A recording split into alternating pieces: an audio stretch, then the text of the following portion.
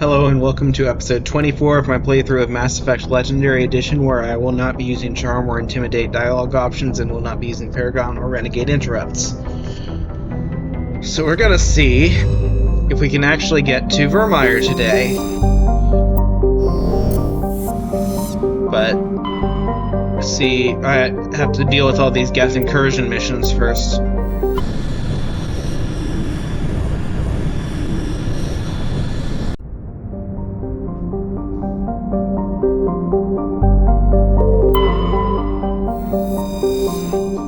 Malwin-Nor is the second of Tereshkova's outer worlds. It is essentially a rock of unremarkable ores with some deposits of water ice, but no minerals of value. The frozen surface is composed of silica. Like the gas giant Solmarlon, it is thought that Malwin-Nor formed too close to the Tereshkova stars and was thrown outwards by gravitational effects. Computer models suggest it will be ejected from the system in a few 100,000 years.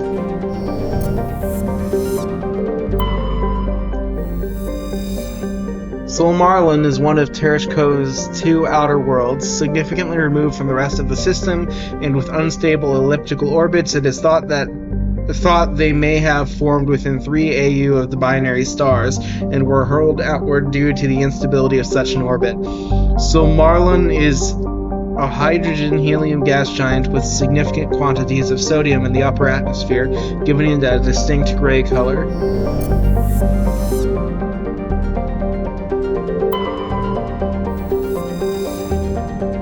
Thegeus is a terrestrial world with an atmosphere of chlorine and krypton. The surface is mainly composed of silicates with deposits of carbon. Thegeus has a low mass for its size. It is tidally locked to the star Tereshkova A. The temperature difference between the sunward hot pole and the dark side cold pole creates constant gale force winds across the terminator. Mercury.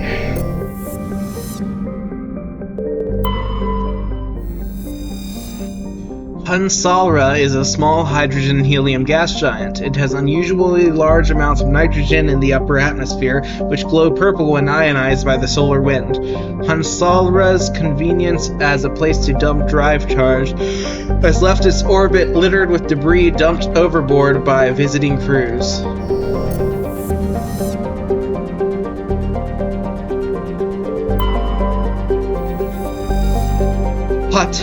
Pata Malrus's atmosphere is very similar to Venus in terms of pressure and temperature.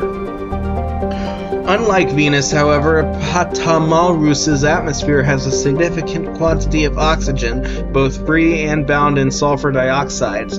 The surface is largely composed of magnesia with deposits of carbon. It is possible, if unlikely, that simple life may be developing on Pata Malrus. Computer modeling suggests that the powerful solar winds from the Tereshkova stars will blow off Pata Malrus's atmosphere in a few million years, lowering the temperature on the surface to the negative 70s. Iridium. Let's check the asteroid belt. Oh. Come on.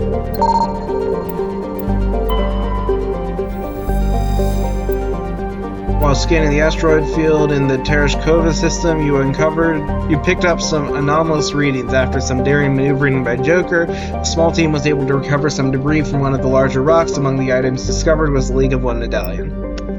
Oops, don't want the command terminal. Let's double check the rest of this. Okay, I think we're good. Antibar is a cold terrestrial world with an atmosphere of methane and argon. Its frozen surface is mainly composed of iron with deposits of magnesium. The world has been noted as a possible target for long-term terraforming. If the atmosphere could be increased to the thickness of Earth's, the global average temperature would rise by 10 degrees Celsius. Antibar's combination of low temperature, high-speed surface winds, and low visibility make it dangerous to explore on foot.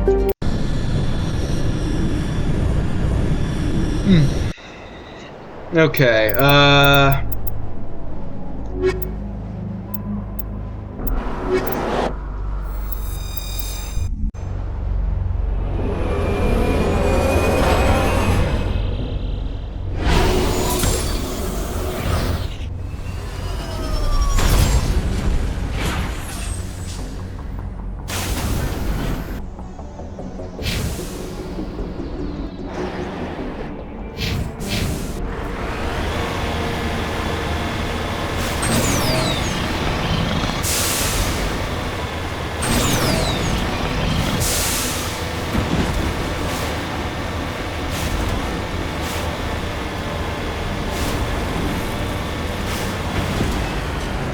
This looks like it might be a thresher maw. Yep.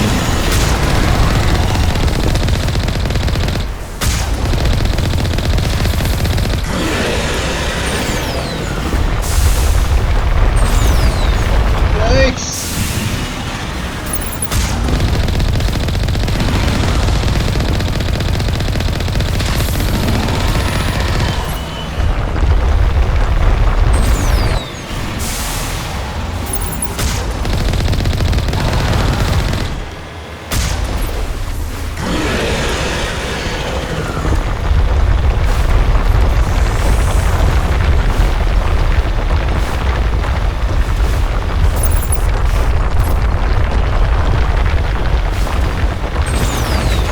Yikes! Oh!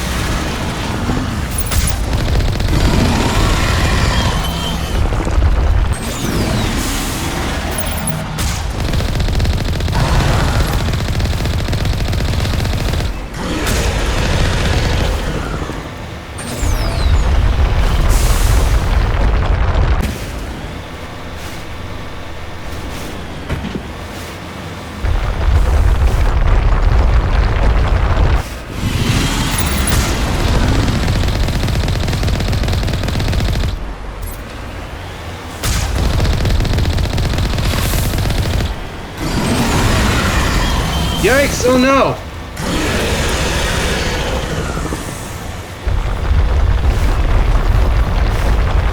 You need to turn back, Commander. You're going beyond the range of the operational area.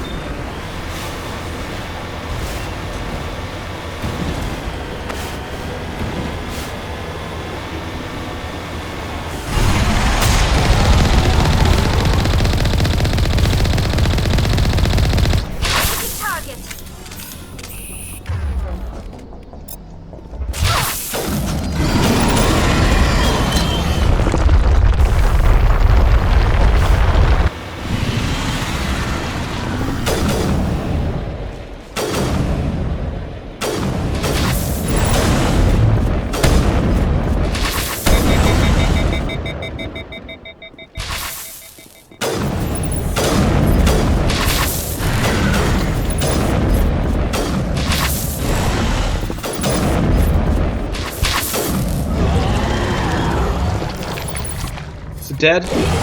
Yay! Think we're good, Commander? The vehicle and the human corpses show the telltale signs of Geth weapons fire. The Geth have been mangled by the Thresher Maw. At least they got what was coming to them.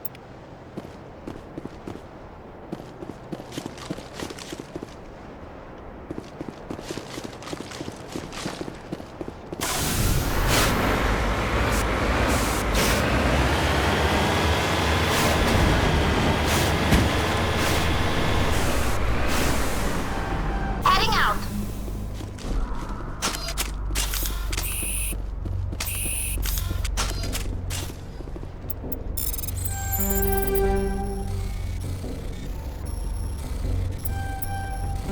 No. Prothean data disk recovered. Searching the ruins, you discover a Prothean data disk. It must have been dropped by one of the Thresher Maw's many victims.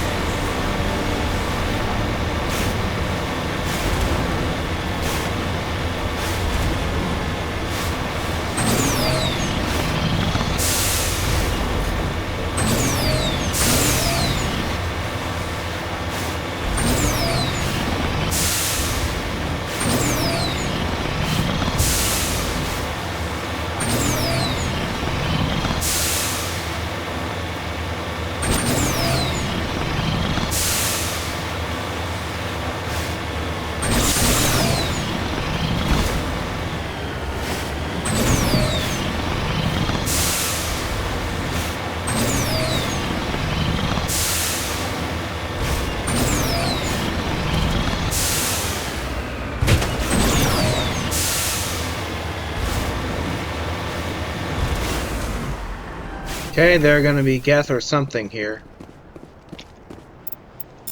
I think. Or maybe it's just coming from the base. The jamming. Come on. Frictionless materials 9. Combat exoskeleton. Okay. Pistol. What kind of frictionless materials you used to currently have 9? What about you, sniper rifle? You don't have frictionless. Let's give that to me so you don't overheat as fast. Shotgun. Okay, assault rifle. Leave that alone. Alright, what about you guys? Caden, how's your... You don't have frictionless materials on that to begin with.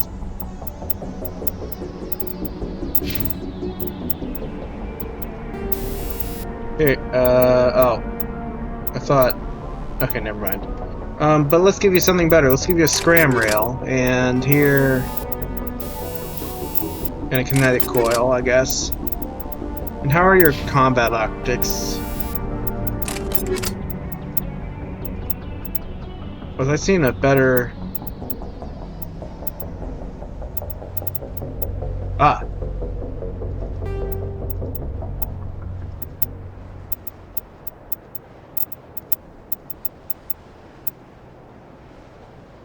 Not better than what I have, right? Yeah, no.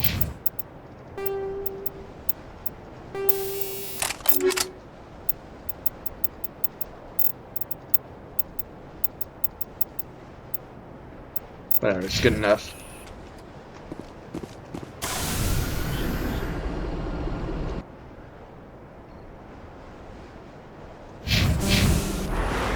Oh, I can't even see the flag on the map because my map is jammed.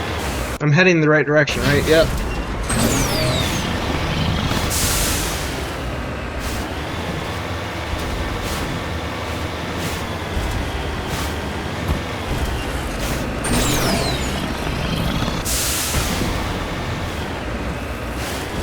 There it is.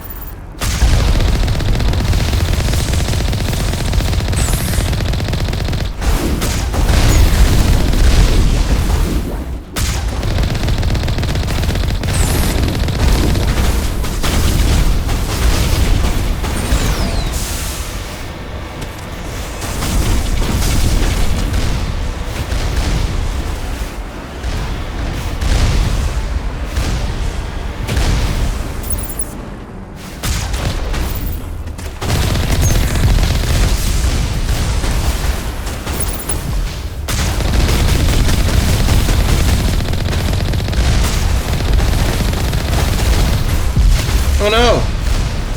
Why didn't I save? Oh, I should have saved. Come on, heal. There we go. This is not working.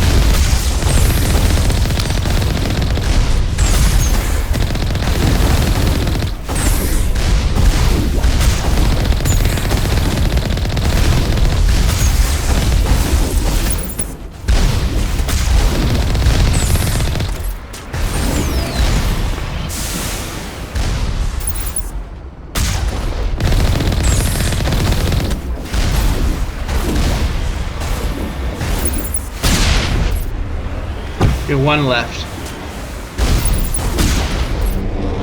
There we go. Oh no, are more coming in?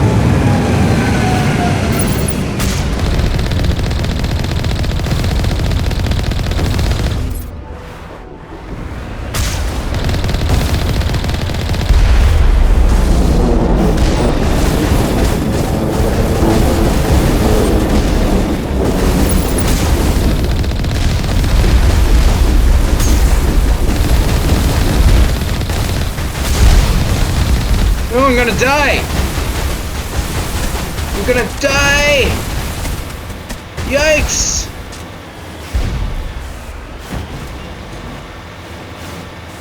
Alright, get my shields back up, come on.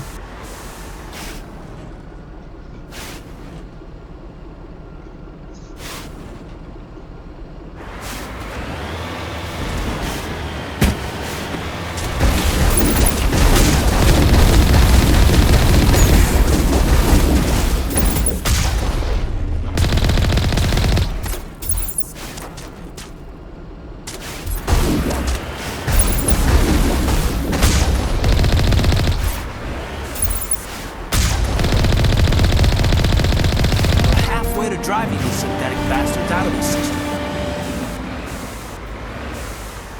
Okay, nothing here. Okay.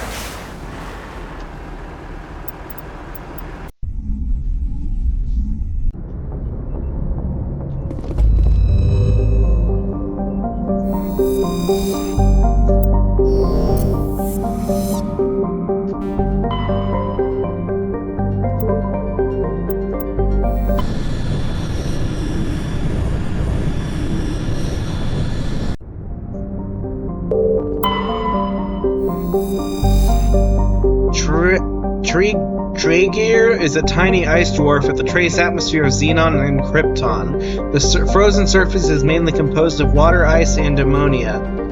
Cryovolcanic processes are gradually repaving the surface with sheets of fresh ice. Got some lithium.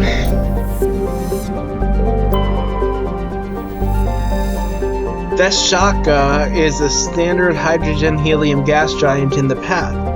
In the past, it was often used as a drive discharge point for pirates raiding human settlements from the Terminus systems. In 2178, the Alliance set up a network of covert sensing devices on Theshka's moons. Records of pirate FTL exit vectors over the course of 6 months led the Alliance Navy to 8 major pirate anchorages. Since the Theshka raids, no ships from the Terminus systems have been reported in the Hong system. Matar is a terrestrial planet with a thick atmosphere composed of nitrogen and krypton. Its frigid surface is mainly composed of sodium oxide with deposits of copper. Because of noxious surface gases, explorers are warned to use extreme caution. Matar lacks a magnetic field. This makes it useless for discharging FTL drive cores in orbit.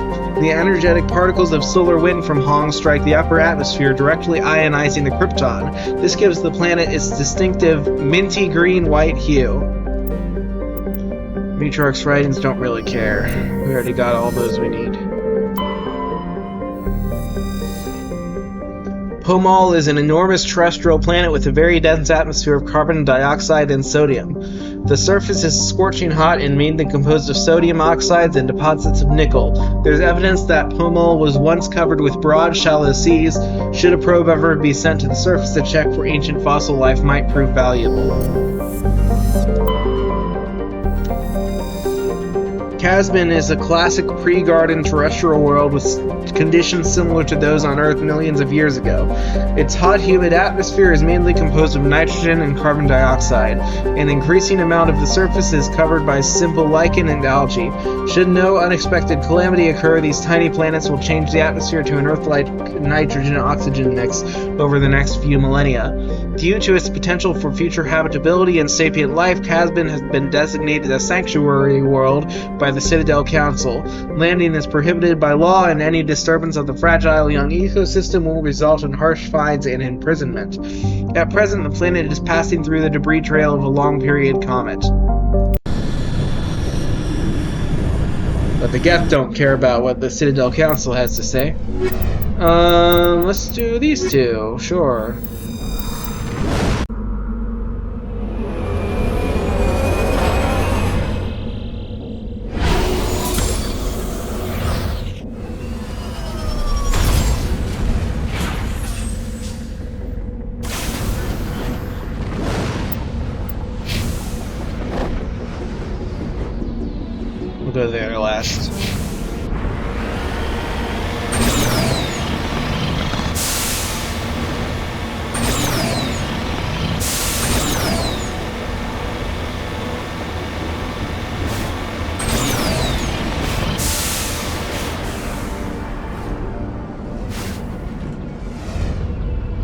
Hmm.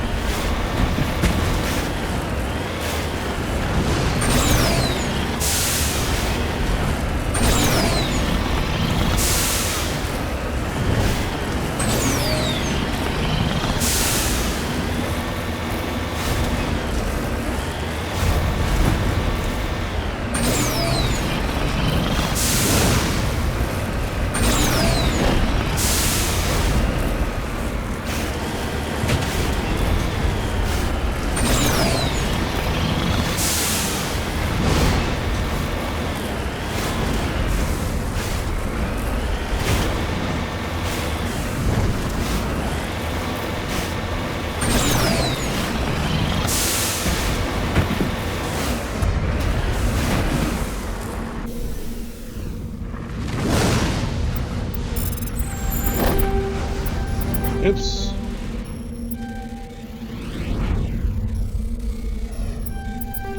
No! I get the arrows all confused when I'm going around in a circle. There we go. ID tag recovered. Buried under the beacon was an identification tag for Captain Thane. There's no indication of why it was hidden here or who buried it in the first place. Okay, so did I finish the ID tags one mission?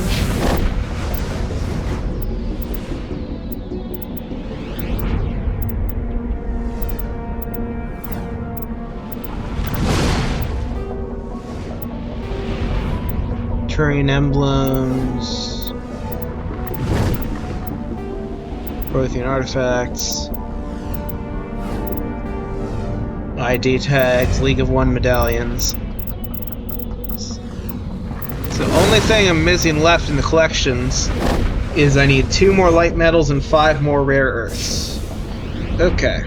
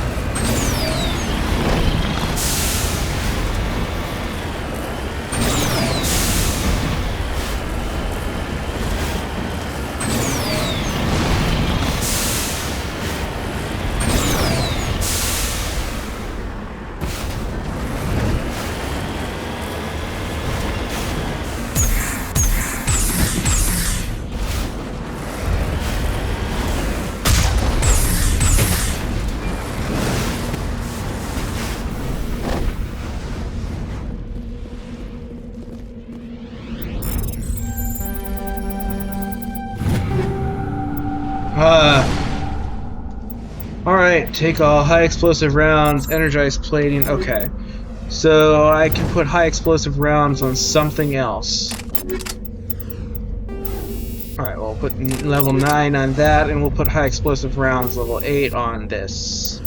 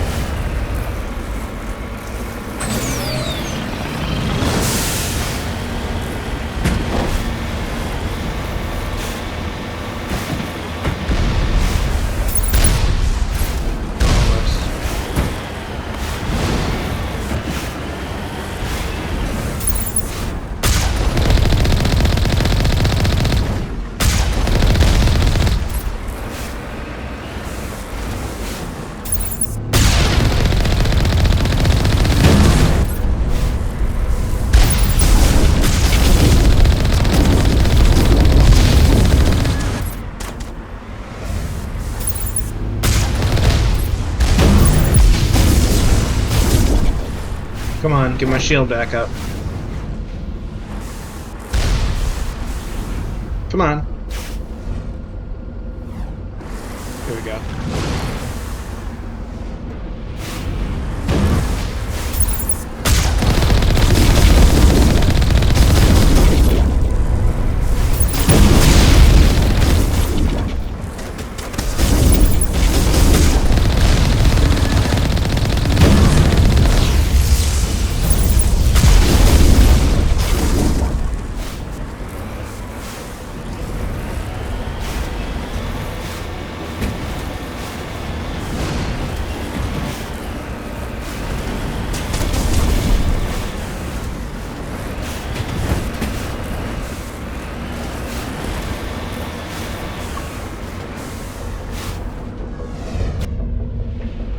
Second.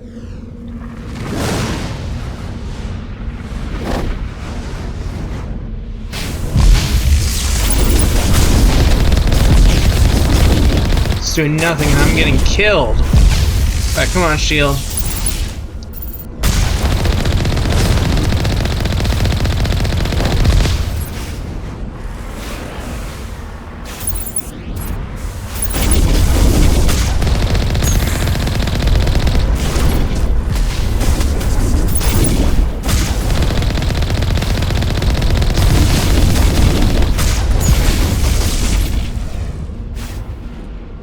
Come on, heal.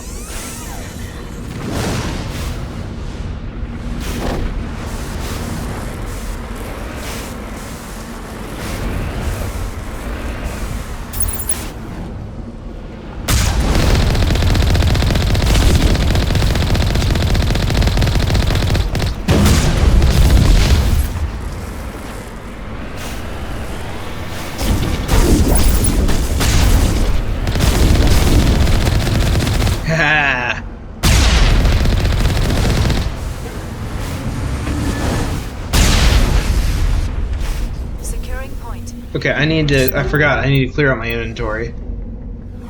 Medical exoskeleton 9. Alright, Rex, let's give that to you instead of this.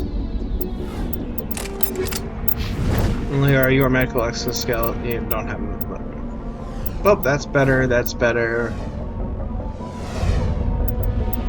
Do you want more duration or more cooldown? I think this one's better overall because it also has the power bonus. Rex, what about you? Alright, you still have the best you can have. Okay, so I need to clear stuff out. So let's see. Mods level 7 or lower, I guess?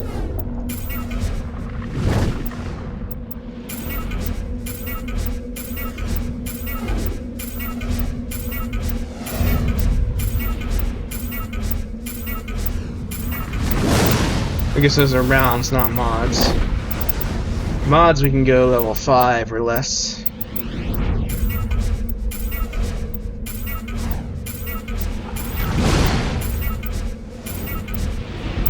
Okay, weapons maybe. Alright, so let's go through. We can just say.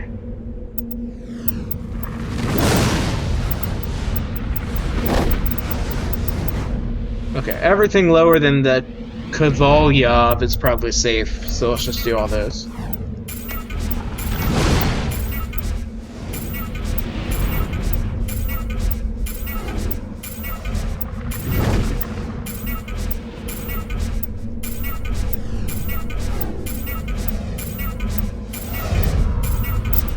And also, let's see, armor mods. Nah, let's leave those alone.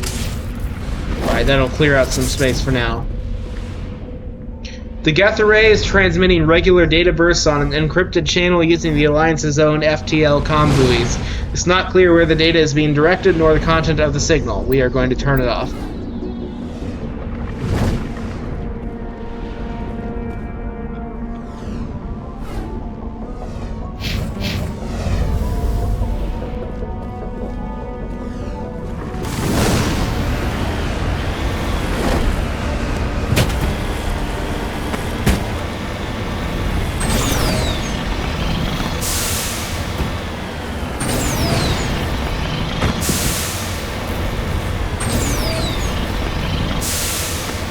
Oh, minerals.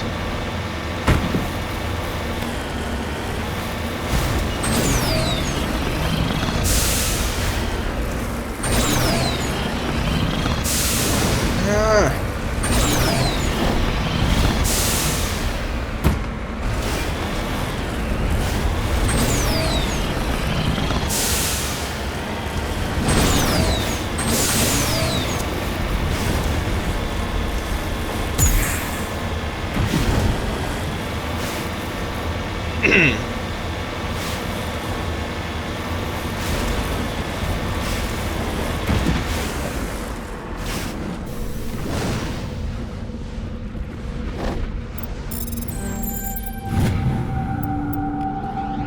Gold.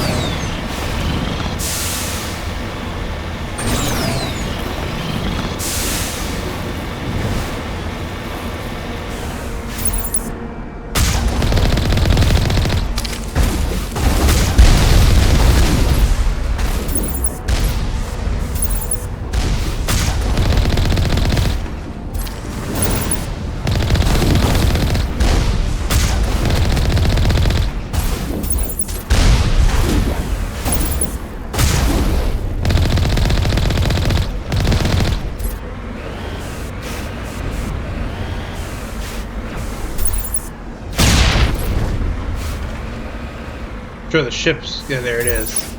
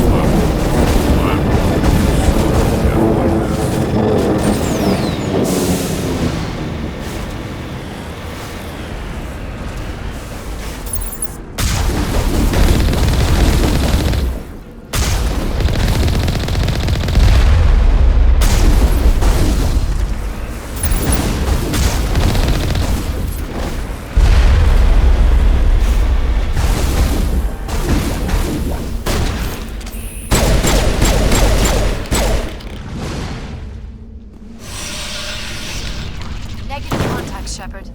I thought I was doing this with. Yeah, I am. Okay. You guys, can you? Yes, you can.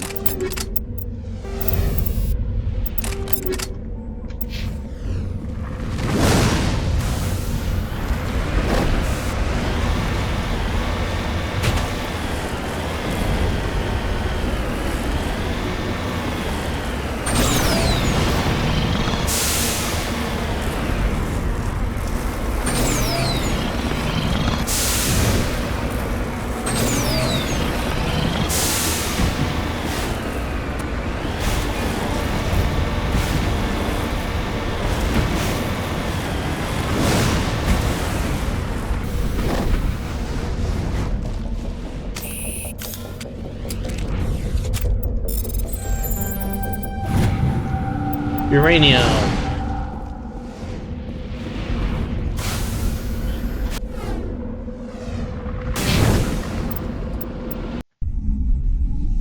Alright, one more of these to go.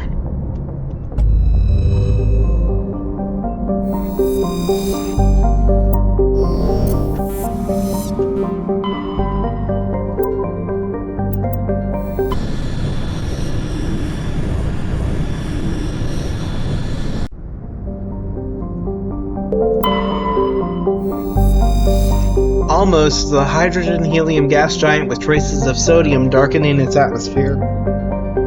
Okay.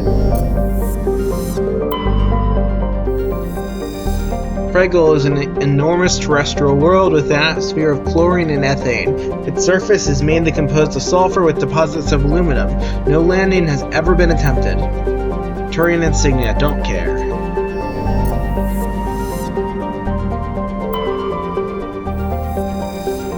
Magi orbits the Vamshi binary giant stars. Vamshi A is a blue star of spectral class A4111, which burns at half again the temperature of Sol. Vamshi B is an aging red giant of class M5111. Sorry, I guess it's M5111, over 220 times the size of Sol. Magi has a thin atmosphere of methane and carbon monoxide. The difference in temperature between the hemisphere facing the suns and that facing deep space causes constant wind, stirring the silica and sodium dust of the surface. Unsavory characters from Terminus systems occasionally use Magi for forms of cruel sport, dumping slaves, hostages, quarreling shipmates, or even when bored, vicious animals on the surface. One must kill the other before they will be rescued from the lethal radiation of the gas of the giant stars. Ooh. Okay, let's do Garrus and Ashley.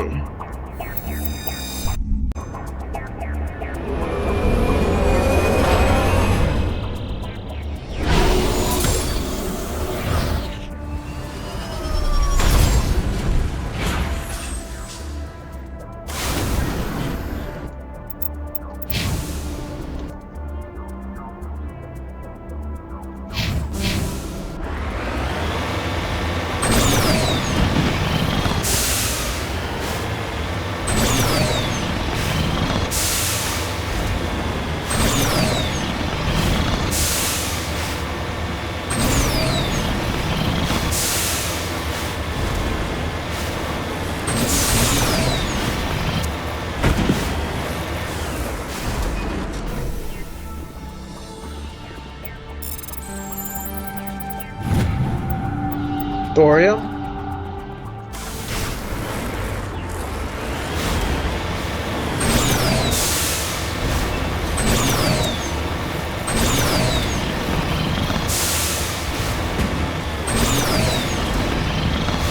When do I get to my next level?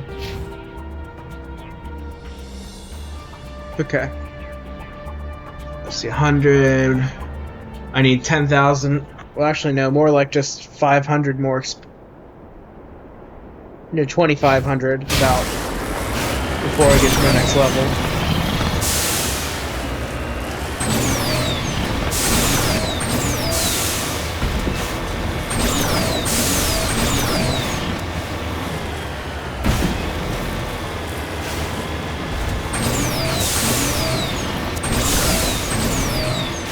Oh, I missed thing.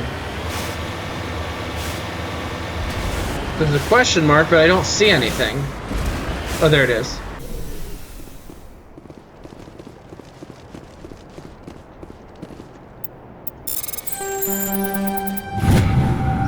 Strange looking sensor has some ancient graffiti scribbled on it. It appears to be marked with the Adesan colony insignia. I already have that stuff. Okay.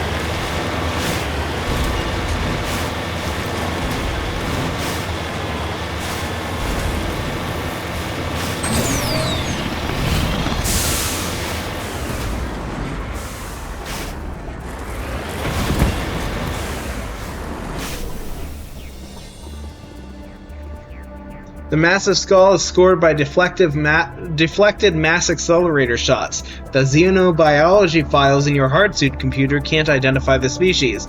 It must have been brought here from an unknown world. Huh.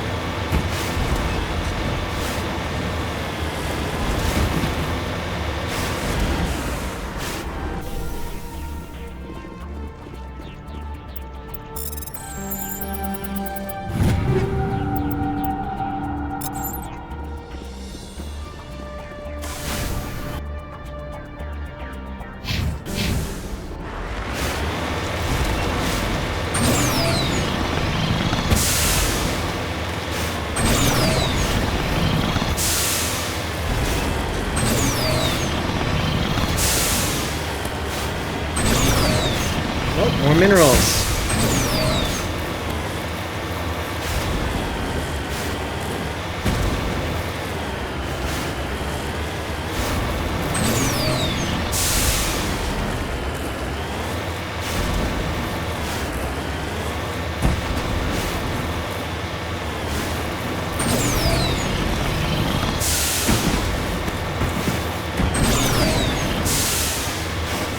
It is.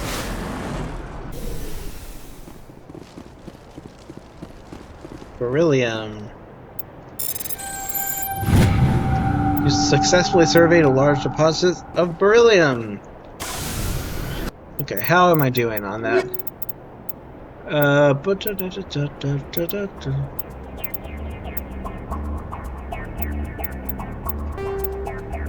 One more light metal, 3 more rare earths. Almost there. See if I can get them all without having to go through a guide to find some minerals hidden on some of the planets.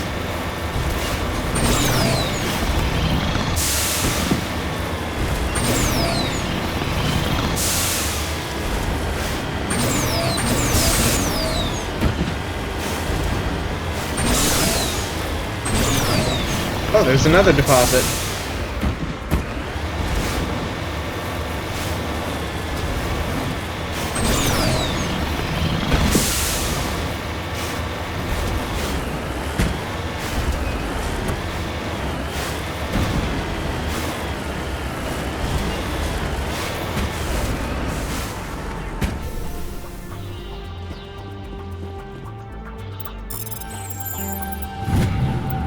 Magnesium.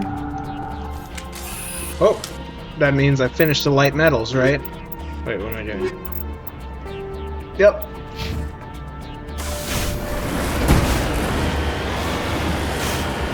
Too close now to save. Okay.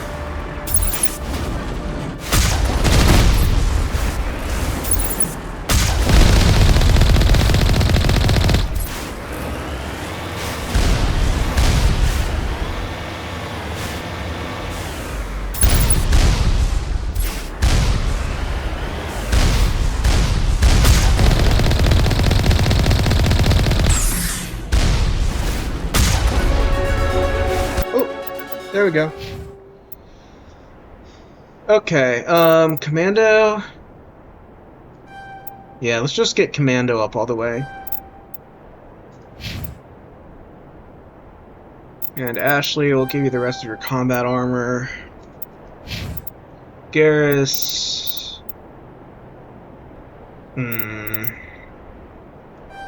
I don't know, I guess that.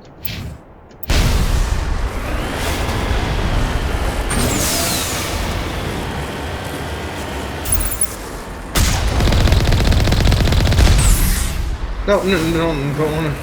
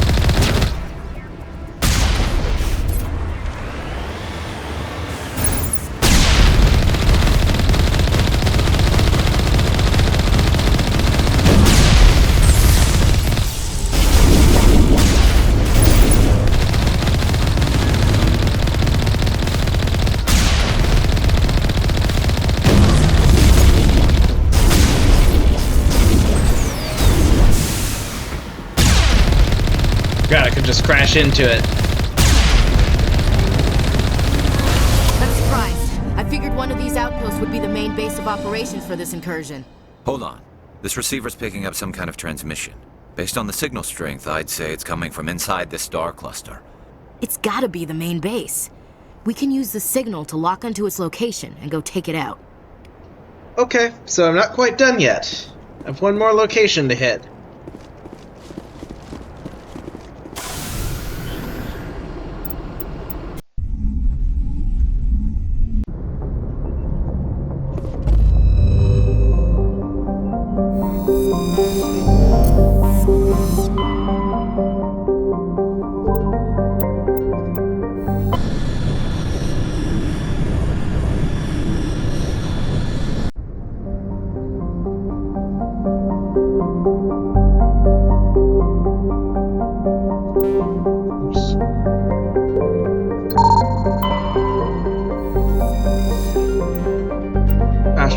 Some polonium. Is that a rare earth? I don't know.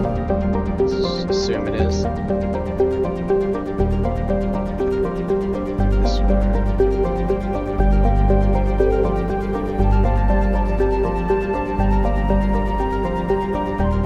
Nothing in this one? Okay.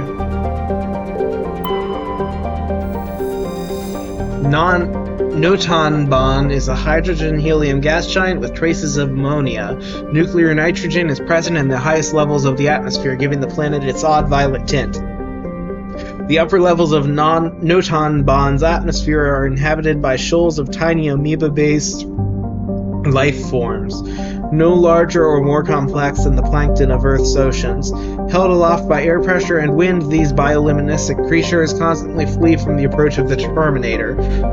I know what it means, but it's funny. Should they be exposed to the light and heat of Grissom, they die. The creatures are running from the Terminator! As in, like the robot. No, I know.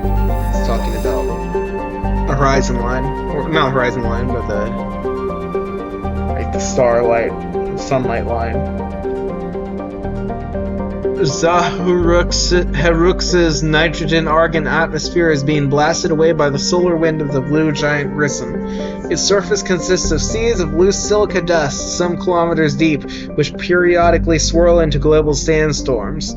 Many unmanned probes to Zaherux have been lost over the years, though investigation has attributed all to mechanical failure or computational error. A popular extranet meme insists the entire planet is composed of dormant nanotechnology created millennia ago by a race even more advanced than the Protheans. According to the story, Zaherix's silica dust is actually disassembler robots, which periodically awaken to defend themselves. Though discounted by every reputable scientist, this theory has been popularized by a series of sensationalist texts by Asari author Delsey Orthisa. Alright, we got beryllium. Benda has a dense atmosphere of sulfur dioxide and chlorine. Though technically classified as a terrestrial world, the surface of the planet has never cooled enough for a crust to form. It is a global sea of molten rock like Zaherix. Like Zaherix, its atmosphere is being blasted away by the solar wind. Once its thick atmosphere is gone, Benda's surface will be a mere 400 degrees C. A mere 400 degrees. Yep. That's why I say quotes. Warning, level 1 heat hazard. Sulcrum is the largest moon of the gas giant Notanban. It has a trace atmosphere of krypton and xenon. The crust is composed of various metals with deposits of sodium. As with every body in the solar system, the surface is scorching hot and thoroughly irradiated by the blue giant Grissom. Surface excursions without proper protective gear are certain to prove fatal. On approach to Notanban, Normandy's passive sensor array intercepted a fragmentary coded transmission from the surface of Sulcrum. Attempts to decrypt the message were fruitless. It does not appear to be in any software coding language used by the Citadel races. Oh, it's only 351 degrees Celsius. That's not hot. The other one will be a mere 400 degrees Celsius. This is cooler than that will be. Alright, I brought everybody. Stu, Liara, and Garrus this time, I guess.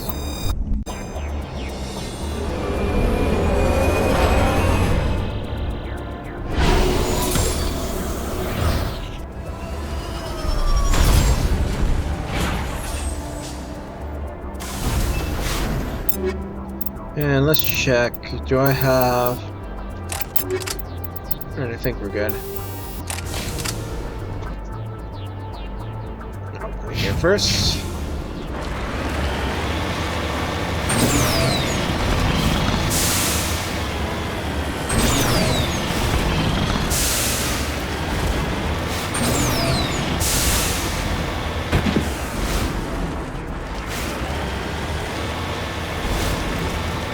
Crash them.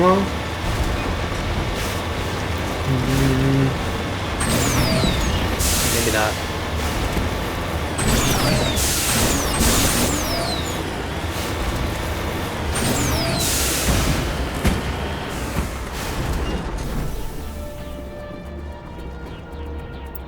It's gonna be a matriarch's writings, probably.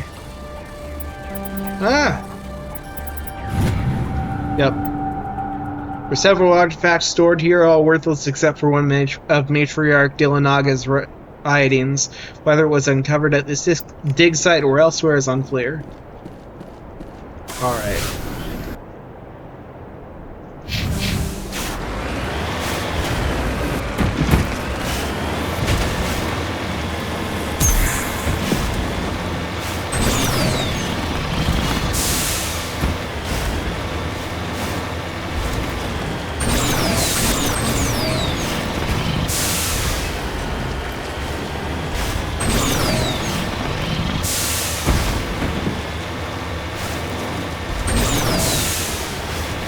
Oh, I probably can level up.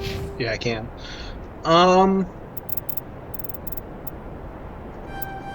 Keep it more barrier. Garrus, you've already been leveled up. Okay.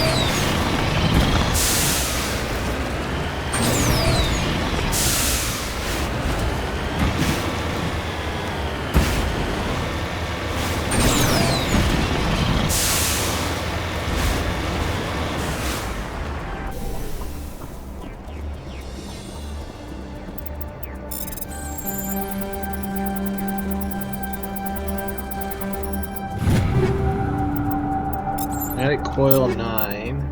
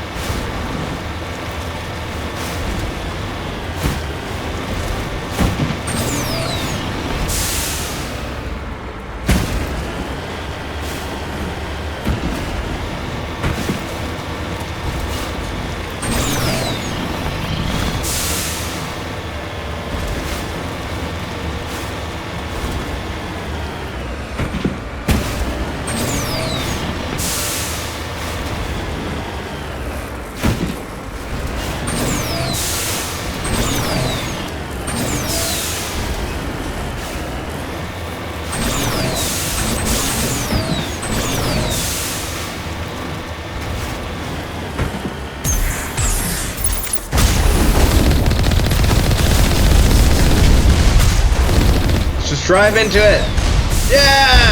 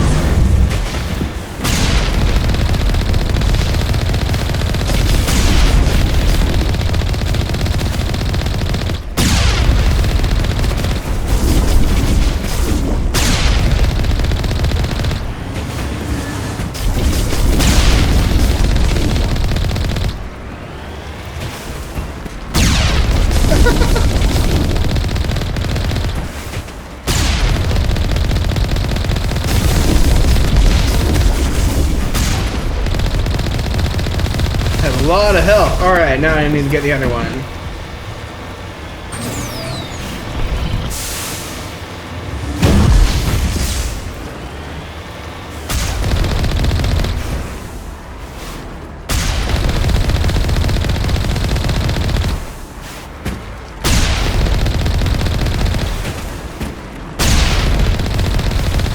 is the easy way to take out Geth Colossi.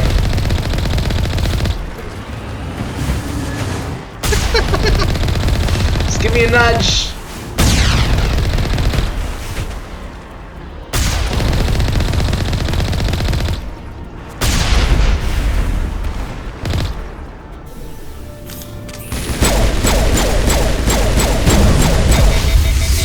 How much health?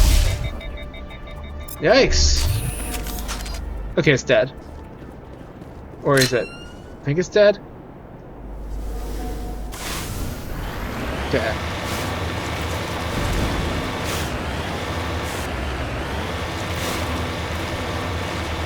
Where's the entrance? There it is.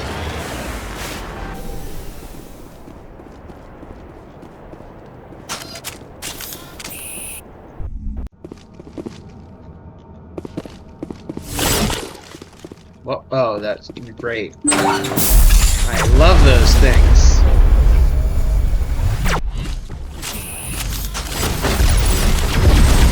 Now it's getting fun.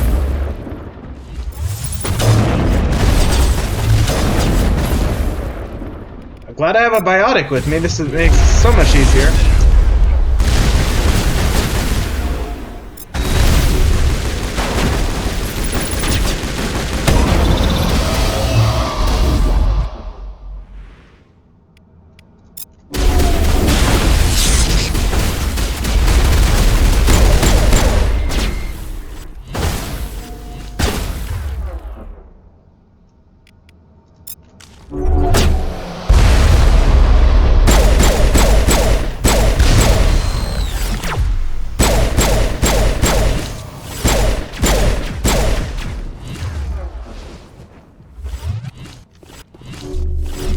Thanks, you're just going all over the place. There we go.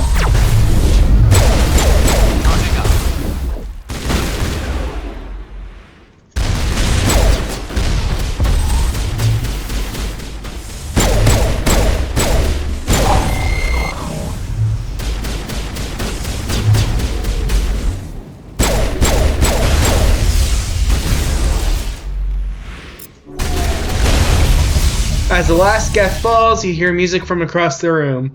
On the monitor, a Quarian stands before a hushed crowd, warbling a mournful a cappella of words and innocence lost. Worlds and innocence lost.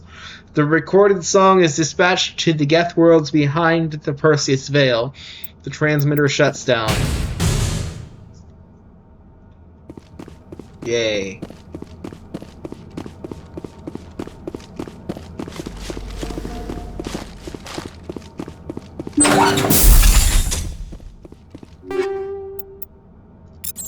More high explosive rounds. Alright, let's... too much stuff! Too much! Alright, Liara, let's put some high explosive rounds...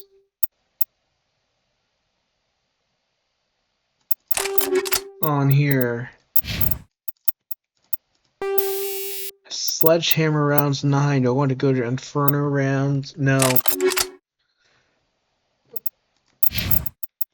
Alright. You can have Inferno rounds, though.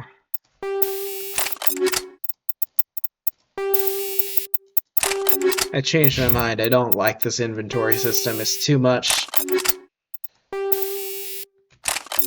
I would rather...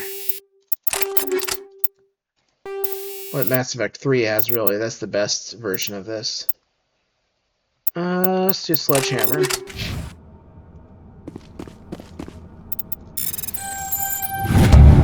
You discover a number of encrypted Geth data files in the proper hands. They could reveal much about the evolution of the Geth since the banishment of the Quarians.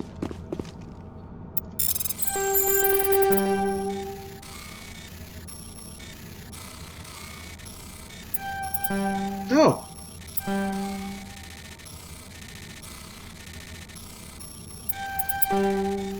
Come on.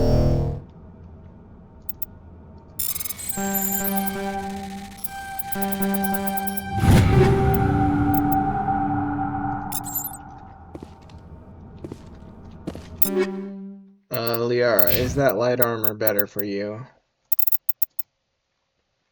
Better shields and better tech/biotic protection, but I don't know. Is it worth it? How much? That's probably worth it, especially because I can give you 2 mods. So this was kinetic exoskeleton. Let's go energized plating.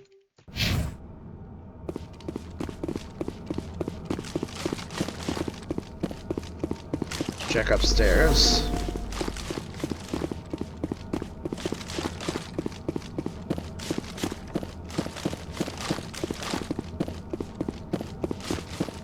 Can't get up there. Okay.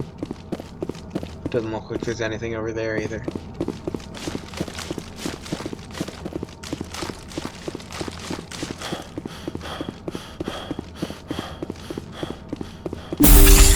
Oops. I just shut the door on myself. Now let's go.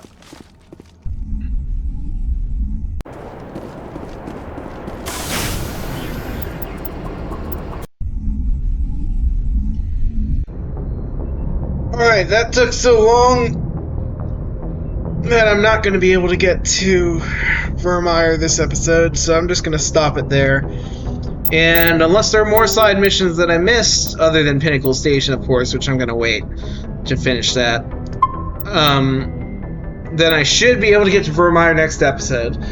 So be sure to hit the like button if you enjoyed this video, and hit the subscribe button and the notification bell to be kept up to date on future uploads.